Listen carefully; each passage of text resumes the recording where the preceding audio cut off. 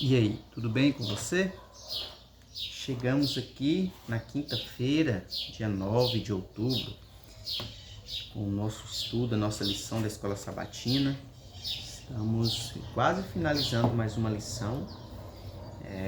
O título da lição dessa semana, Graça Surpreendente. E continua aqui com a história dos gibeonitas, que enganaram ali o povo, que vestiram roupas velhas, sandálias velhas, pegaram bolos embolorados, para dizerem ali ao povo de Israel que vinham de longe, peregrinando de terra bem distante, para tentar escapar da destruição ou da morte ali, pelas mãos dos israelitas, quando estavam possuindo a terra prometida. E vem falando a respeito da graça surpreendente, porque de fato eles se livraram da morte. E a princípio, pelo texto aqui do capítulo 9, a partir do verso 21, você fala assim, eles se livraram, mas se tornaram escravos, Então, que graça surpreendente é essa? Então, a lição vem trazendo para a gente as consequências dessa aliança feita, mesmo que por meio da mentira, Porque o texto diz assim, a partir do verso 21, Disseram-lhes, pois, os príncipes, vivam, e se tornaram rachadores de lenha e tiradores de água para toda a congregação, como os príncipes lhes haviam dito. Chamou-os Josué e disse-lhes, por que nos enganastes, dizendo, habitamos muito longe de vós, sendo que viveis em nosso meio? Então aqui Josué pergunta, por que vocês nos enganaram, dizendo que estão muito longe, que moravam longe, sendo que vocês estão aqui em nosso meio? E aqui a lição, inclusive, vem trazendo uma possibilidade, um questionamento, uma possibilidade. Talvez se os gibeonitas tivessem falado a verdade, se rendido ao Senhor, a gente não pode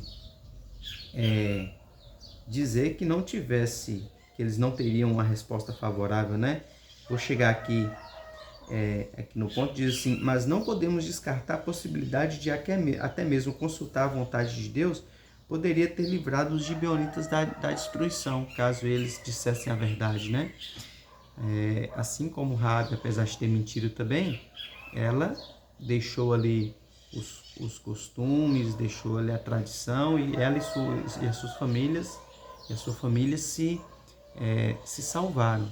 Ela e as famílias se salvaram, da destruição ali também. Então aqui o texto continua falando, agora, pois, sois malditos, e dentre vós nunca deixará de haver escravos, rachadores de lenha e tiradores de água, para a casa de meu Deus. Os príncipes haviam dito que eles seriam rachadores de lenha e tiradores de água para toda a congregação.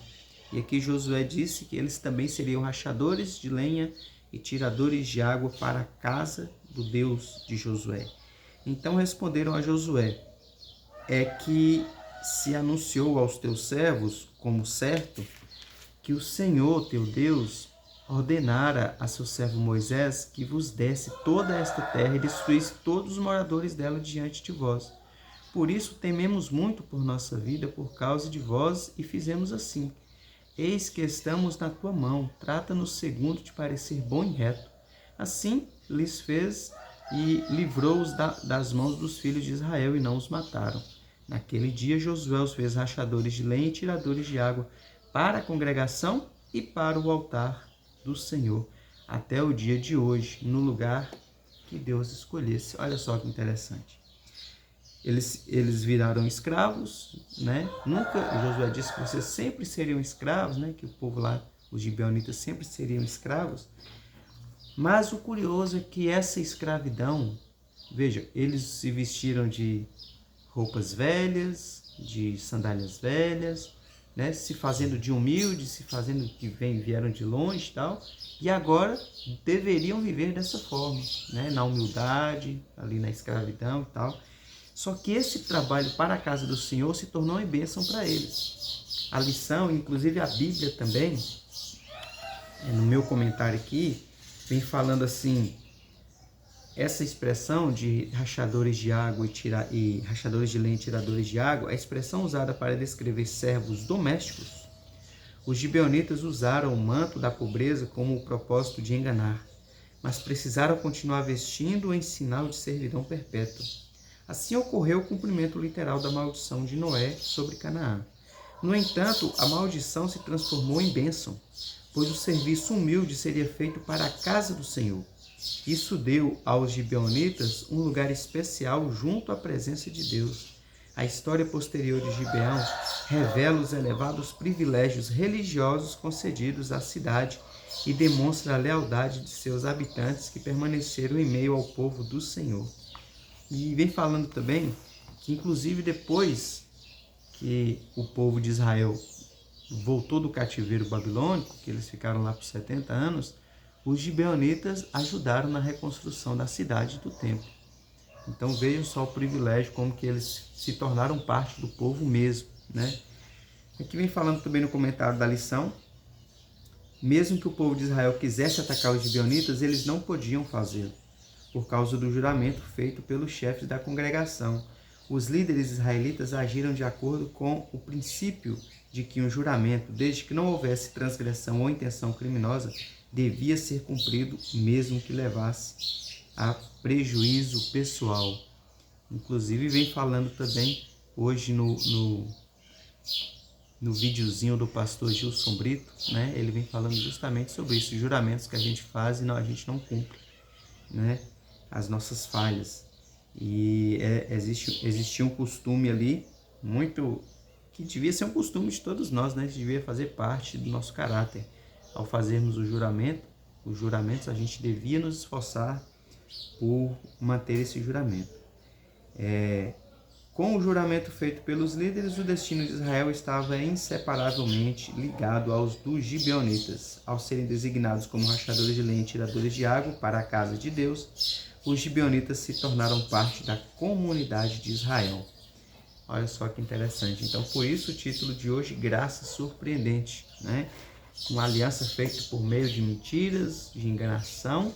Inclusive, o comentário da Bíblia vem trazendo aqui que é como se tivesse sido um troco, né? Porque o povo de Jacó, o povo de Israel também enganou os... deixa eu ver se foram os gibeonitas aqui. Eu não vou... Aqui, Israel colhia aquilo que havia semeado. Assim como os filhos de Jacó responderam com dolo aos heveus, quando o patriarca ainda estava vivo, desta vez os israelitas foram enganados por eles, né? Como se tivesse sido um troco ali. E mesmo em meio a essa aliança feita por meio de mentiras, enganação, eles cumpriram com as palavras ali da aliança, né?